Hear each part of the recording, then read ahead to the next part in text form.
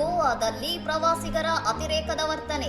ವಾಗೇಟರ್ ಬೀಚ್ನಲ್ಲಿ ಸಮುದ್ರಕ್ಕೆ ಫಾರ್ಚುನರ್ ಇಳಿಸಿ ಆಪತ್ತು ತಂದುಕೊಂಡ ಪುಣ್ಯಾತ್ಮರು.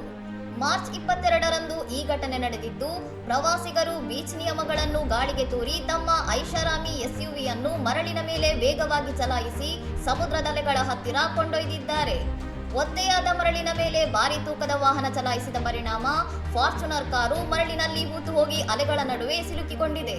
ಕಾರು ಸಿಲುಕಿಕೊಂಡ ನಂತರ ಅಧಿಕೃತ ರಕ್ಷಣಾ ತಂಡದ ನೆರವು ಪಡೆಯುವ ಬದಲು ಪ್ರವಾಸಿಗರು ಮತ್ತೊಂದು ವಾಹನಕ್ಕೆ ಹಗ್ಗ ಕಟ್ಟಿ ಎಳೆಯಲು ಪ್ರಯತ್ನಿಸಿದ್ದು ನೋಡುಗರಿಗೆ ಒಂದು ತಮಾಷೆಯ ಪ್ರದರ್ಶನದಂತೆ ಕಂಡಿದೆ. ಗೋವಾದ ಕಡಲ ತೀರಗಳಲ್ಲಿ ವಾಹನ ಚಾಲನೆಯನ್ನು ಪರಿಸರ ಮತ್ತು ಸುರಕ್ಷತೆಯ ದೃಷ್ಟಿಯಿಂದ ಕಟ್ಟುನಿಟ್ಟಾಗಿ ನಿಷೇಧಿಸಲಾಗಿದ್ದರೂ ಪ್ರವಾಸಿಗರು ಪದೇ ಪದೇ ಇಂತಹ ಬೇಜವಾಬ್ದಾರಿ ಕೃತ್ಯ ಎಸಗುತ್ತಿರುವುದು ಆತಂಕ ಮೂಡಿಸಿದೆ. ಈ ಘಟನೆಯ ವಿಡಿಯೋ ಸಾಮಾಜಿಕ ಜಾಲತಾಣಗಳಲ್ಲಿ ಭಾರಿ ವೈರಲ್ ಆಗಿದ್ದು, ಇಂತಹ ಪ್ರವಾಸಿಗರ ವಿರುದ್ಧ ಕಠಿಣ ಕಾನೂನು ಕ್ರಮ ಕೈಗೊಳ್ಳಬೇಕು ಮತ್ತು ಭಾರಿ ದಂಡ ವಿಧಿಸಬೇಕೆಂದು ನೆಟ್ಟಿಗರು ಆಗ್ರಹಿಸಿದ್ದಾರೆ. ಇನ್ನಷ್ಟು ಸುದ್ದಿಗಳಿಗಾಗಿ ನೋಡ್ತಾ ಇರಿ ಸೌರಂ ಟಿವಿ.